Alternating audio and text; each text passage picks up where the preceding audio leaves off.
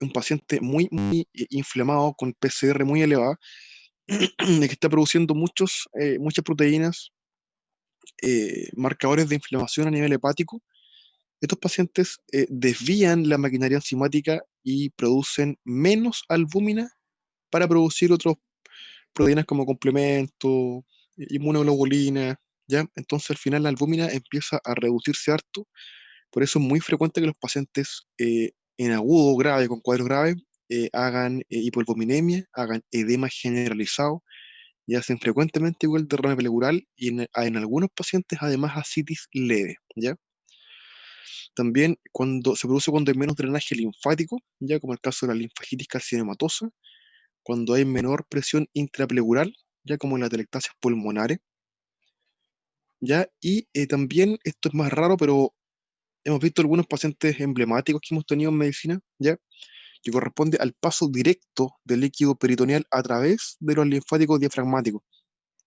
Esto se llama hidrotórax, ya. Esto puede ocurrir sobre todo en pacientes con gran ascitis, ya lo que se ve en pacientes con daño hepático crónico avanzado, ¿ya?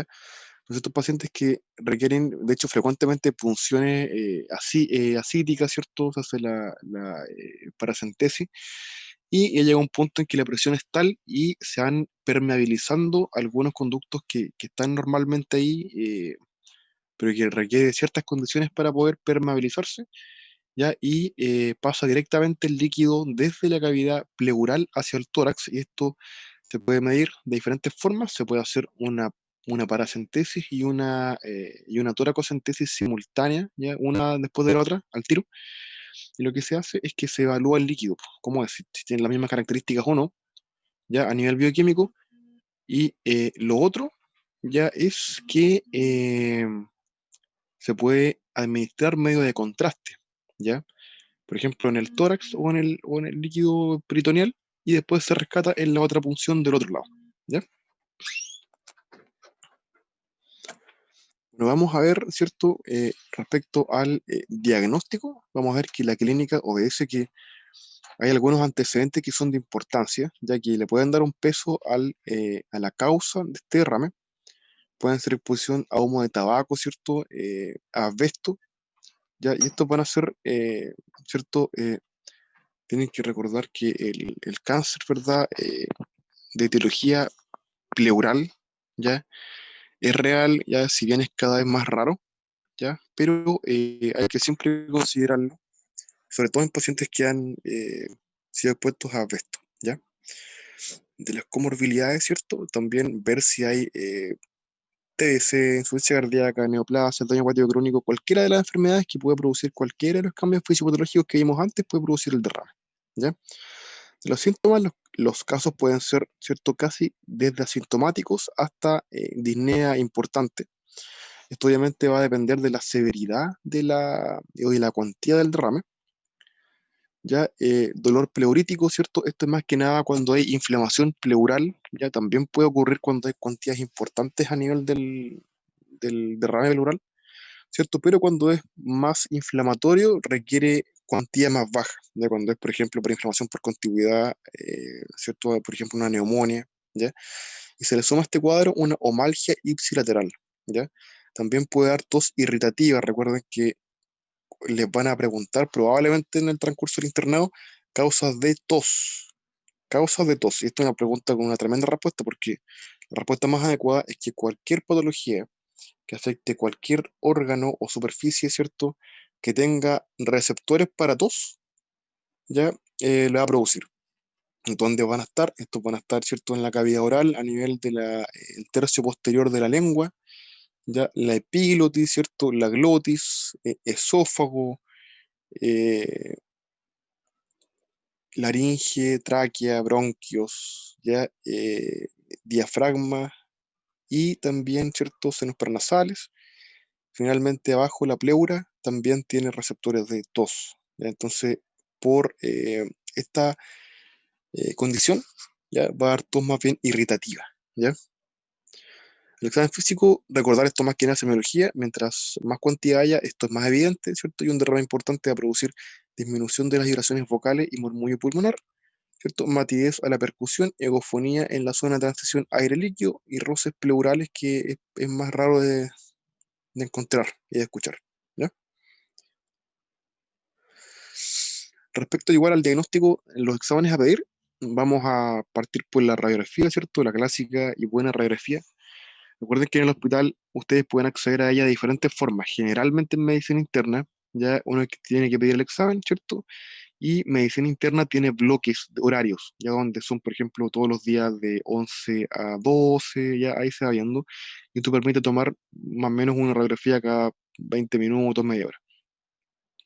Estos exámenes, ¿cierto? La radiografía bilateral, ¿cierto? Es una buena primera aproximación al diagnóstico de derrame, ¿ya? Y recuerden que se requieren diferentes cuantías de derrame en diferentes proyecciones para que se vea el derrame.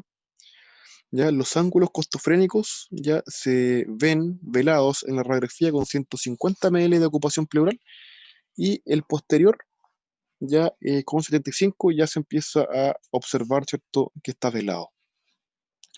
También recuerden siempre evaluar si hay desviación del mediastino.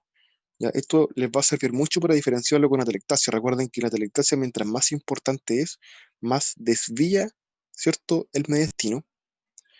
¿Ya? Con la, digamos, el mediastino se va acercando a la zona que está atelectasiada. El derrame puede llegar a ser al revés. Si el derrame es muy importante, puede producir una desviación en el sentido opuesto del mediastino, ¿ya? O puede no producir nada nomás, ¿ya? Puede, si es crónico, si se está ocupando lentamente, ya se van adaptando las estructuras, ¿ya? Pero generalmente un mediastino muy desplazado ya es más propio de las atelectasias. Aparte que se genera también ascenso diafragmático, ya, tiene otras cosas de la atelectasia que permite diferenciarla, ¿ya? La eco igual es muy, muy útil, ya muy buena sensibilidad, más aún que la radiografía.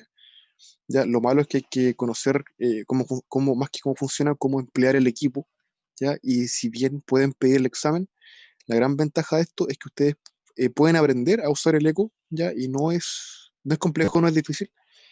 Y guiando, ¿cierto? Pueden usar diferentes tipos de transductores, pueden usar el subcutáneo o pueden usar también el abdominal, ya que es bastante bueno porque el abdominal tiene una programación, ¿ya? Y una forma que permite ver de forma adecuada en más profundidad, ¿ya? En más profunda la longitud de onda que emplea. Entonces, por ese motivo, tú puedes ver las características del líquido. Me refiero, por ejemplo, si hay solamente líquido o si hay también membrana, ya si hay, por ejemplo, organización, ya si está loculado, que se llaman, ya. Y esto es útil cuando quieres también pinchar, porque siempre es útil guiar este procedimiento por eco, tanto porque permite identificar la zona con más derrame, que va a ser la zona más segura para pinchar, ¿ya? Y lo otro porque va a permitir que si tú estás viendo una zona que es muy loculada, ya que tiene muchas, muchas membranas, ¿cierto? Está más organizada, que son más crónicas, tú puedes buscar otra zona más libre y pinchar ahí, ¿ya? Te vas a ir siempre más a la segura. Recuerden que la toracocentesis, igual vamos a hablar de ella, es un procedimiento que no está exento de complicaciones, ¿ya? Siempre ojalá con eco. Y el TAC, aquí hay una consideración especial porque idealmente, ya, si ustedes van a pedir un TAC por un derrame, el ideal no es hacerlo al tiro, el ideal es primero drenarlo, ¿ya? Y esto apoyado primero con la radiografía, después con la eco, ¿ya? Y después de drenarlo, hacer el TAC. ¿Por qué? Porque el TAC, ¿cierto? Ya es un examen que ustedes saben es más complejo, ahí también son menos cupos, ¿ya? Y lo más importante es que el TAC les va a dar información que el eco y la radiografía puede no darles. Lo que ustedes van a querer buscar con TAC es si hay alguna patología asociada que ustedes puedan ver con este examen. Por ejemplo, un cáncer, ¿ya? Si hay un tumor, si hay un cáncer, ustedes van a preferir verlo, ¿cierto? En un TAC con contraste de partida, ¿ya? Y en segundo lugar, van a verlo mejor si el derrame ya fue drenado. Entonces, si van a hacer un TAC por derrame, es mil veces mejor drenarlo antes, guiado por radiografía y después por eco, y después hacer el TAC. Van a ganar mucha más información, ¿ya? También tienen que saber que cuando vean los TAC, ¿cierto? Con los derrames, todo derrame ya va a estar asociado siempre a algún grado de atelectasia, ¿ya? Recuerden que el parénquima pulmonar ofrece escasa resistencia, ¿verdad? Es un globito, y esto rápidamente se colapsa, aunque sea en pequeña proporción, aunque sean bandas de atelectasia, ya, pero todo derrame produce un cierto grado pequeño, al menos de atelectasia, ya, poquitito. ¿Ya? Y estas atelectasias son las que pueden esconder masa u otros procesos. ¿Ya? Por eso es bueno drenar antes, que se expanda el pulmón lo que más se pueda, y después el TAC. ¿Hasta ahora dudas, consultas? No. Ya. Vamos a ver que respecto de la toracocentesis, ¿cierto? Va a estar indicada en todos los derrames, salvo excepciones, ¿ya? Estos van a ser generalmente dos tipos. Primero, el derrame de menos de 1 centímetro, ya que hay alta probabilidad de complicaciones, ¿ya? Esto más que nada de complicaciones a nivel de parénquima pulmonar, donde pueden, ¿verdad?, ocasionar un neumotórax, ¿cierto?, al lesionar el parénquima pulmonar. Ya va a ser eso, lejos lo más importante, ¿ya? Y lo otro es que si es muy basal el derrame e intentan pincharlo igual, pueden haber punciones hepáticas, por ejemplo, vasos, ya pueden pasar a abdomen. ¿Ya? Entonces ahí con mucho cuidado, de hecho está francamente contraindicado, o idealmente el especialista debe ser quien funcione de derrames pequeños. Yo he visto punciones de derrame de 10 centímetros, ¿ya? De cúbico, me refiero, así, poquito, ¿ya? Muy, muy, muy escaso, un bolsillito que había, ¿ya? Después la insuficiencia cardíaca, ¿cierto? También va a estar contraindicado hacer toracocentesis con insuficiencia cardíaca, ¿ya? Porque lejos, ¿cierto? Va a ser consecuencia del aumento de la presión hidroestática capilar, ¿ya? Y en ese contexto va a haber muy buena respuesta a depresión de volumen, sobre todo con diuréticos de ASA, ¿ya? Con furosemida. Perdón, o sea, con furosemida en realidad, en verdad, más que con otro, más que familias de diuréticos, ¿ya? Y cuando se funciona en estos pacientes, ya, y esta es la pregunta que ha entrado muchas veces en EUNACOM, por ejemplo, es cuando el derrame es unilateral o bilateral francamente asimétrico. Aquí cuidado, porque respecto a esto, igual una consideración es que la insuficiencia cardíaca también puede dar derrame asimétrico, y cuando esto ocurre es más grande, ¿cierto? Es al lado derecho, ¿ya? Puede ser muy leve a izquierda y más cuantía a derecha, ¿ya? O puede ser solo a derecha, ¿ya? Y eso igual se considera, igual se acepta, ¿ya? Que puede ser, ¿ya? Si fuera unilateral izquierdo, ¿ya? O bilateral con más asimetría a izquierda, ahí uno podría considerar funcionarlo, ¿ya? Si es que no hay buena respuesta a diuréticos, ¿ya? Solo ahí. También cuando hay, ¿cierto?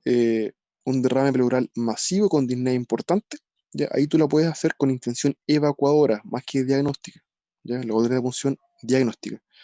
Lo otro, si hay un paciente con derrame, pero hay un foco que no puedes encontrar, un foco, ¿cierto?, infeccioso, y el paciente presenta curso con dolor pleurítico, ¿cierto?, fiebre, tú tienes que pensar que es un cuadro, ¿verdad?, es un probable foco, ¿ya? Y también tienes que pincharlo, ¿cierto? También toda derrame que no se resuelve después de varios días de tratamiento depilativo, tú tienes que ir a pincharlo pensando que puede ser una neoplasia o alguna otra enfermedad, ¿ya? Entonces, solo en estos escenarios hay que pinchar un derrame en insuficiencia cardíaca, ¿ya? Después, ¿cierto? ¿Cuáles van a ser las contraindicaciones? Van a ser que el paciente esté anticoagulado o que esté con plaquetas de menos de 50.000. ¿Ya? O como ya vimos, ¿cierto? Que haya un espesor del derrame de menos de 1 centímetro, ¿ya? Eh, las complicaciones, esto es importante, ¿cierto? Puede haber reacción vasovagal, ¿ya? Esto puede ocurrir hasta en el 10%, y el manejo es importante que lo conozcan, ¿ya? Esto pasa con la punción cuando ustedes ingresan a la pleura, o hay pacientes que también lo hacen en el puro, son estos mismos pacientes que los pinchan y se desmayan, es algo similar, ¿ya? Se maneja con una ampolla de atropina, la respuesta es muy, muy rápida, ¿ya?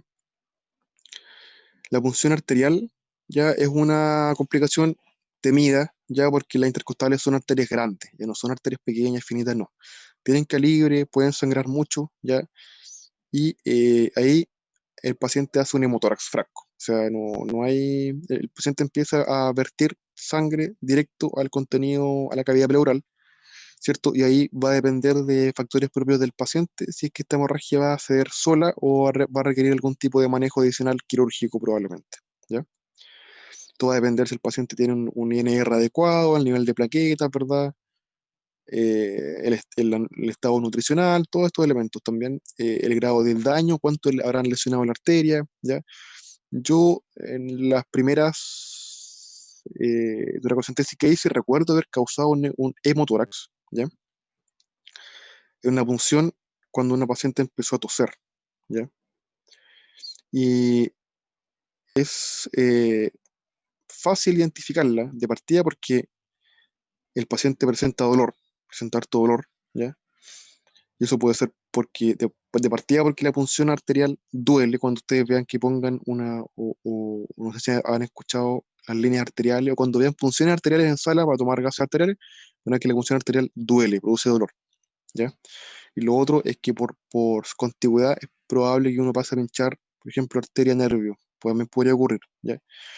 En mi caso, ¿cierto? Yo lo que hice fue identificar el cuadro porque la paciente presentó un dolor agudo, ya tipo puntada importante, y lo otro, si la aguja queda inserta en la arteria, ya la presión de la arteria hace que el émbolo se empieza a mover, el émbolo de la aguja, de manera pulsátil. No te va a quedar ninguna duda que estás en arteria si eso te ocurre, ¿ya? Y solo puedes retirarte, ya comprimir no te va a servir de nada, ¿ya? Porque es una zona no compresible, y ahí tienes que empezar a manejar cierto Persil plasma en caso que requiera si es que el INR estaba malo, cosa que en cuyo caso mejor ni siquiera haber entrado, ¿ya? Y también, ¿cierto? Presentarlo idealmente al equipo cirugía tórax, ¿cierto? Para que sepan que el paciente está ahí al menos, para que lo conozcan en caso de, ¿ya? Mi paciente al menos anduvo bien, el sangrado se detuvo solito, ¿ya? Pero tiene que haber vertido al menos unas 300, 400 ml de sangre a la cavidad pleural. Hubo que transfundirla 2 unidades posteriormente el día siguiente, ¿ya? Entonces esta complicación es real, sangran, ¿ya? Y el neumotórax, ¿cierto? También se puede producir. Y el tratamiento, esto es importante que lo recuerden, es drenar de inmediato con la aguja durante el procedimiento. O sea, estás pinchando, ¿ya? Y de repente, ¿cierto? Vas a estar sacando, no sé, un líquido, ¿ya? Y de repente vas a, no sé, el paciente tose, hay un cambio de posición, o pinchaste más en profundidad, o rotaste o algo así, pinchas el parénquima pulmonar y empiezas a sacar burbujas, ¿ya? O empieza a salir aire franco. Si esto ocurre, tú retrocedes un poquito, ¿verdad? Y terminas de sacar el aire que puedas con la aguja y después retiras la aguja, ¿ya?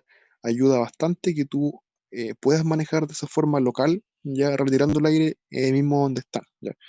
Esta fue una pregunta de beca, ya de un becado hace unos años atrás, ¿ya? La pregunta para el 7, digamos. Y faltó esa parte en la que drenas al tiro el aire que puedas, ¿ya?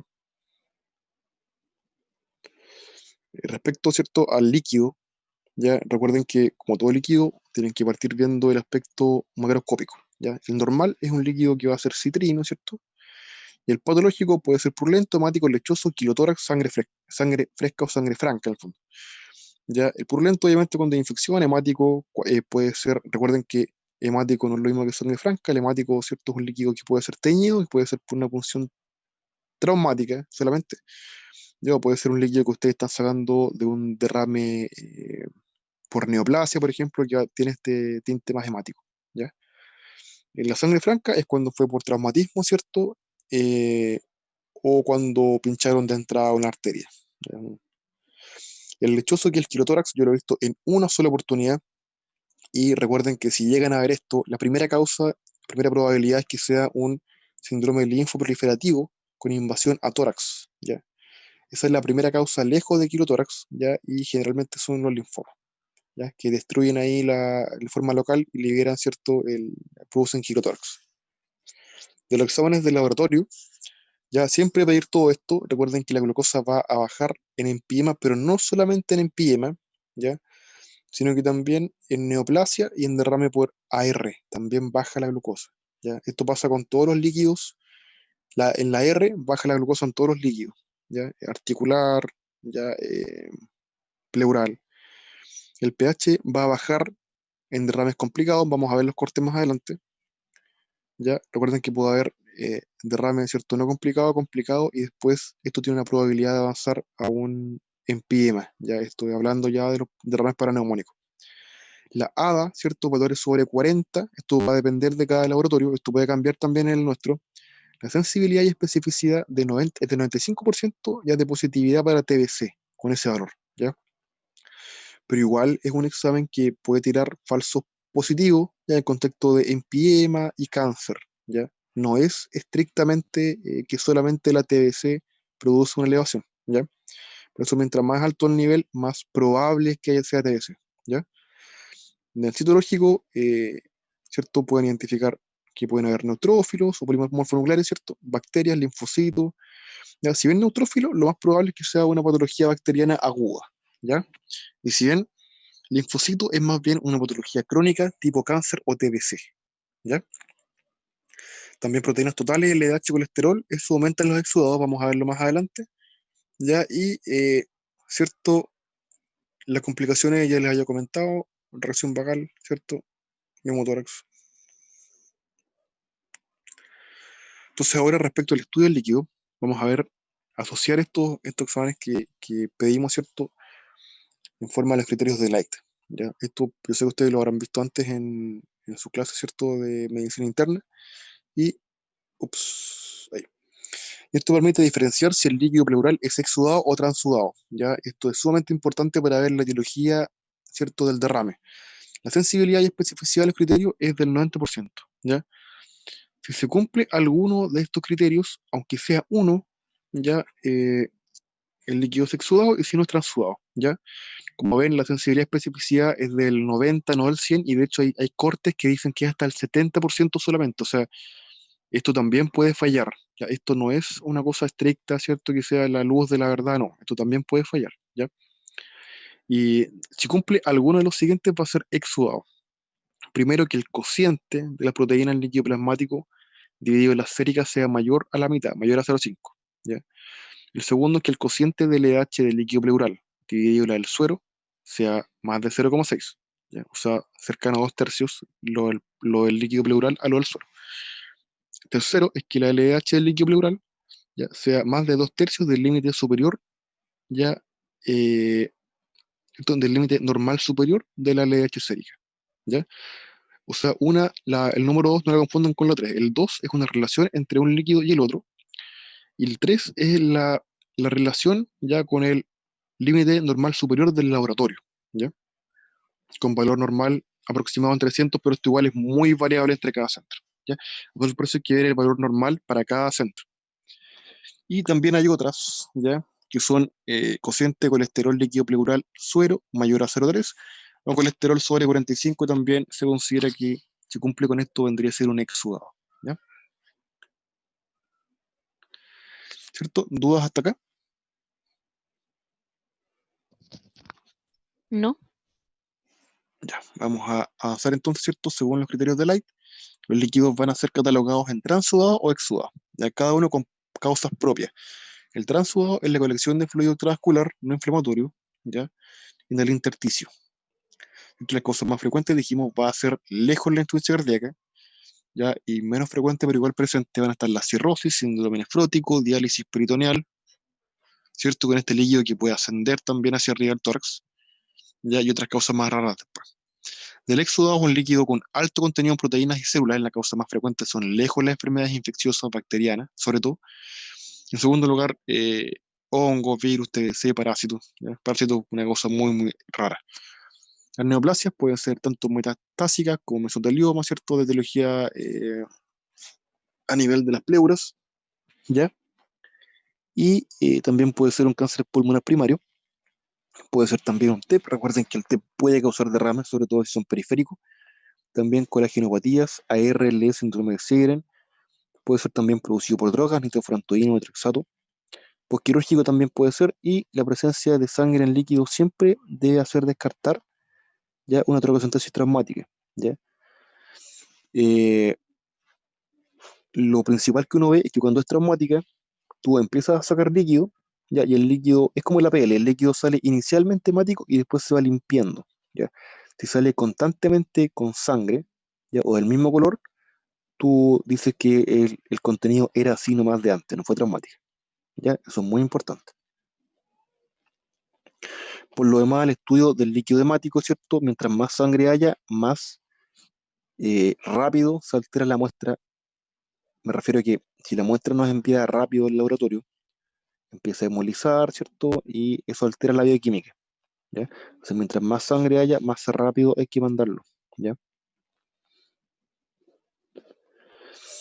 Después, hablando del líquido hemático, ya tienen que saber que generalmente, ¿cierto? Se puede dar a causa grave, ¿cierto? Y hay que estudiarlo de forma oportuna. El enfrentamiento inicial hay que medir el hematocrito de ese líquido, ¿ya? Si es menos de 1%, carece de importancia clínica y generalmente es punción traumática, ¿ya? Si es de más de 1%, requiere mayor estudio y las principales causas van a ser cuatro, ya que son las cuatro T del líquido hemático, ¿ya? Pleural. Son tumor, TEP, trauma, TS, ¿ya? Ese es un muy buen mnemotécnico y le agrupa las principales causas del líquido hemático pleural. El hemotórax es solo si el hematocrito es más de un 50%. Eso quiere decir, hay falta ponerle que eso es en relación ya al hematocrito, a una punción venosa nuestra, ¿ya? Si el hematocrito es más del 50%, se trata de un hemotórax, ¿ya? La causa más frecuente es un traumatismo. La indicación tienen que recordar que hay un grupo de pacientes que van a requerir instalación de un tubo pleural, ¿ya? Y esto es si sangra más de 2000 o, mejor dicho, más de 200 ml hora, ya la indicación es cirugía, ¿ya? Y por otra parte, esto probablemente lo van a ver más en cirugía. En cirugía, cuando hagan los turnos de SUA, van a ver que esto se aplica, ¿cierto? Y cuando en verdad hay un derrame con líquido, un hemotórax, ¿cierto? Que está estable, tranquilo, le pueden dejar el puro tubo. Andan bien, solito, el pulmón expande, todo el tema. Pero si el tubo no deja de dar, sigue dando, ahí se objetiva, se registra, ¿verdad? Y el paciente tiene que ir a cirugía, ¿ya? Se puede intentar hacer videotóraco o toracotomía abierta nomás, ¿ya? Y el líquido hemático por TBC, ¿cierto? Es muy probable cuando agrupa alguno de los siguientes, ya que tiene ADA sobre 40 o pacientes de menos de 35 años de edad con temperatura sobre 37,8 y glóbulos rojos menos de 5000 por milímetro cúbico, ¿ya? Y ahí se hace altamente probable que sea una TS. Y a grandes rasgos, lejos más importante lo del ADA, ¿ya? El ADA se mira más, el otro igual apoya, ya por supuesto. Pues el ADA por sí solo es más importante, ¿ya? Respecto al derrame neoplásico, esto puede ser por neoplasia pleural primaria, extensión de un cáncer broncógeno primario o metahematógena desde otros cánceres a distancia, ¿ya? Los cánceres más frecuentes van a ser pulmonar, mamario, linfoma. Ya el pronóstico tiene muy mal pronóstico porque esto es súper importante. Cualquier cáncer ya que disemine hacia pleura ya se considera que es un tumor irresecable. Si te produce un derrame, ya ese cáncer es automáticamente irresecable, ¿ya? Por eso es importante cuando ya hay un paciente con, por ejemplo, diagnóstico de un cáncer pleural, o sea, perdón, de un cáncer pulmonar, y llega con un derrame, ya tú tienes que, bueno, ojalá rezar que eso sea una neumonía.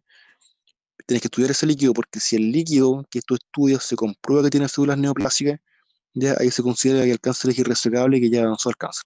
Pues si tú compruebas que el líquido era producto de una neumonía, ya el paciente todavía está en que se puede operar, ¿cierto? Y el pronóstico aún se mantiene.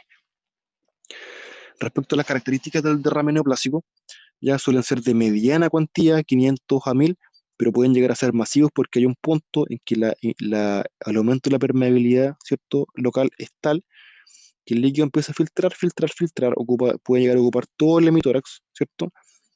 Y produce grandes atelectasias y tú drenas este derrame y rápidamente se reproducen. A la semana ya puede estar completamente lleno de nuevo, ¿ya?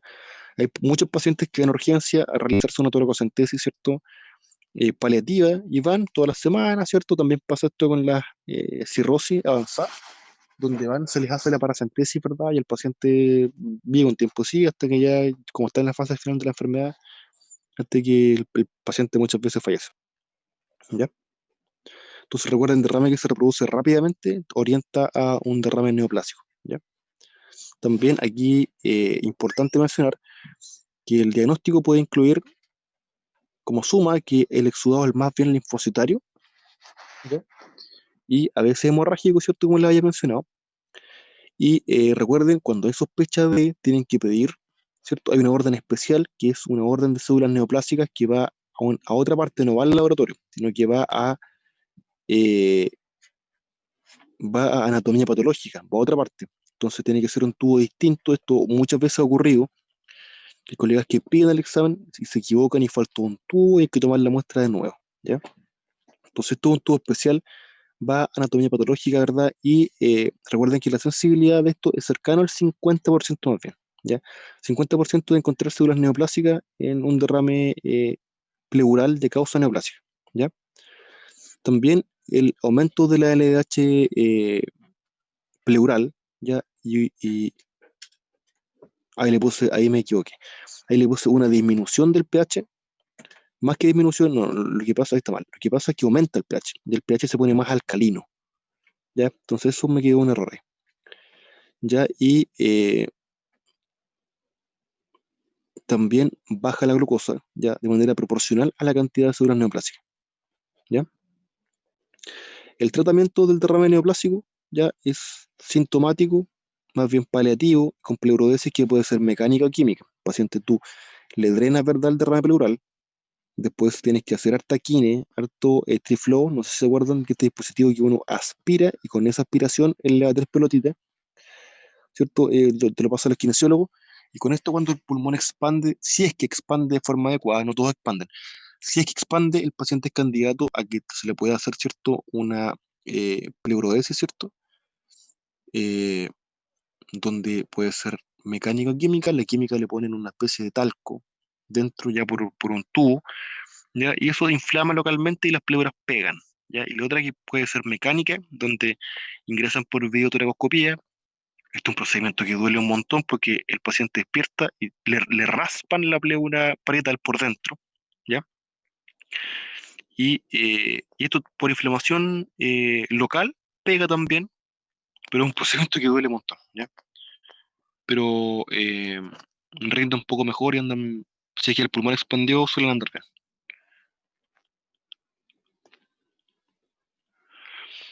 Ya, respecto al derrame pleural paraneumónico, ya, bueno, saber que las neumonias son la principal causa de derrame pleural con exudado, ya, y hasta el 50% de las neumonias tienen un grado de derrame, ya que generalmente es muy, muy, muy poco y no se van a pinchar por la escasa cuantía, ¿ya? Y esto ocurre por el aumento de la permeabilidad pleural, ¿cierto? Y hay tres tipos, esto es importante, ¿ya? Derrame paraneumónico no complicado, ¿cierto? Va a ser líquido con un pH que todavía es adecuado, un pH sobre 7,2, ya glucosa que es sobre 60 y el LDH que es bajo 1000, son esos como tres números mágicos, ¿ya? Cultivo y gram son negativos y raramente evolucionan en empíema. Recuerden que el empíema es la aparición y la presencia de pus franca en la cavidad pleural. Ups, ahí sí. Ya, el paraneumónico complicado, ya tiene un pH que es bajo 7,2, la glucosa baja generalmente bajo 40 y la LDH es sobre 1000. ¿Ya? Pueden haber o pueden no haber gram o cultivos positivos y tienen más alta posibilidad de evolucionar en empíema. ¿Ya? Doc, tengo una pregunta. Sí, Para que se considere complicado, ¿necesita un criterio de eso, del pH sí, con o...? uno, no, con uno basta. Buena pregunta. Con uno solo ya basta. Ya, ¿Ya? El empíema es líquido pleural purulento, ¿ya? No se requiere bioquímica. Tú ves el líquido y sabes que es un empíema, ¿ya? Puede elevar también la ADA sin ser derrame TBC y es una causa de falso positivo, ¿ya? Cumple con toda la bioquímica de arriba, ¿ya? Y además tiene un aspecto purulento, pufranc, ¿ya? Saber, bueno, estos todos vamos a ver que se manejan de forma distinta. Pero antes que nada, hay tres etapas del empíema, ¿ya? Y esto también se maneja cada una de forma diferente, ¿ya? La etapa exudativa, ya el líquido pleural, hay todavía líquido pleural libre, ya, y aparecen alteraciones citoquímicas del líquido, que es la primera semana. Después, la segunda semana, aparecen tabiques de fibrina, con que se forman loculaciones que se pueden ver en la eco, ¿ya? De hecho, en todo derrame crónico pueden aparecer loculaciones que son proteínas que empiezan a sedimentar, forman unas membranitas, ¿ya? Sin ser necesariamente un empiema. Y en la organizativa, ya de la segunda a la tercera semana, ya hay engrosamiento pleural por actividad fibroelástica, se pone rígida y limita la expansión pulmonar. La cirugía, mientras más se demora la cirugía aquí, es más laboriosa, ¿ya? Y hay más daño pleural y parénquima pulmonar, ¿ya? El tratamiento va a ser de la no complicada, es manejo médico nomás, ¿ya? O sea, el manejo habitual con antibióticos, lo que hablamos la otra vez, ¿cierto? Un paciente con neumonía. Cuando está complicada es drenaje pleural, ¿ya? Y cuando es empiema va a depender del estadio. Ya la etapa uno, ¿cierto? Cuando está partiendo, puede bastar la instalación de un drenaje pleural, ¿ya? Y en etapa 2, ¿cierto? Ya puede requerir videocirugía, ¿ya? Y en la fase 3 requiere toracotomía de decorticación y sección de los tabiques, ¿ya? Los fibrinolíticos no están indicados. Ya se habían estudiado y podían servir, pero la verdad es que no sirven, ¿ya?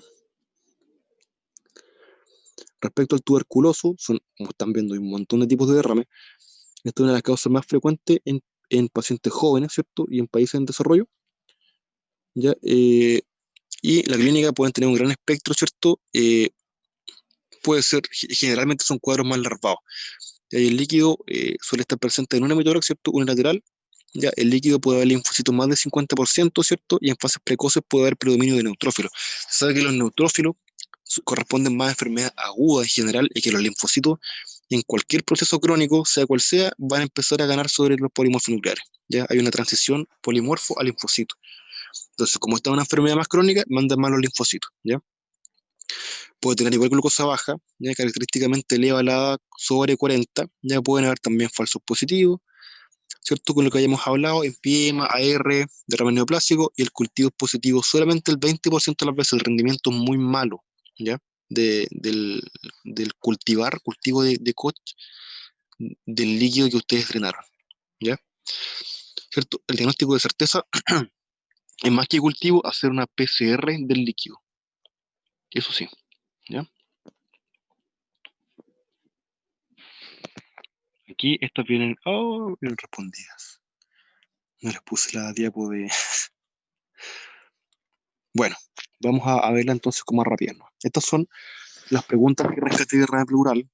De los últimos es una com. Van a empezar a ver que hay un cierto formato de pregunta sobre la cual probablemente se empiecen a repetir después, ¿ya? Entonces, en julio del 2019 preguntaron esto, ¿ya? Estas son preguntas reales. Y estas respuestas son las que uno asume que es la correcta porque las respuestas nunca las envían ellos. Paciente de 70 años de edad, presenta tos de 4 meses de evolución, es crónico, disnea de esfuerzo, al examen pulmonar tiene disminución del murmullo derecha, ya, matidez en la base derecha. La punción pleural, tradicional tiro de que era un derrame y lo pincharon, tenía un líquido claro, ya, con pH de 7,47, células de 70, ya, con 80% de mononucleares, una ADA que es baja, ¿cierto? Bajo 40, con LDH en 167 y un colesterol que está elevado, ¿ya? ¿Cuál es el diagnóstico más probable? ¿Ya? Aquí hay elementos para saber que, bueno, aquí la que uno considera adecuada, yo igual considero que es la D, ¿ya? ¿Por qué motivo? Por el tiempo de evolución, ¿ya? Tos, disnea, ¿ya? Por el pH del líquido, que es muy alcalino, ¿cierto? Están viendo que está por sobre el pH normal, ¿cierto? Predominio mononuclear, ¿ya? Con una A que no es tan alto como para pensar en, recuerden que sobre 40 ya pensáis más en TB, ¿cierto? O te queda más la duda. Y colesterol elevado, ¿cierto? O sea, esto es un exudado, ¿ya? Entonces, insuficiencia cardíaca, no. Esto no es una bioquímica de un transudado. TBC pleural, no, porque el ADA está muy bajo para hacer T pleural. Ya, empiema, no, porque el empiema no te da un pH alcalino. Ya, y un derrame secundario de artritis reumatoide, eh, nos falta la glucosa, ¿ya?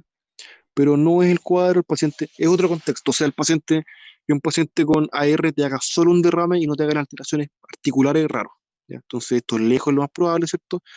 Ahora, si no le pusieron que la paciente fumaba, probablemente habría quedado mucho más sencillo, pero habría quedado muy, muy evidente, por eso no lo pusieron nomás, ¿ya?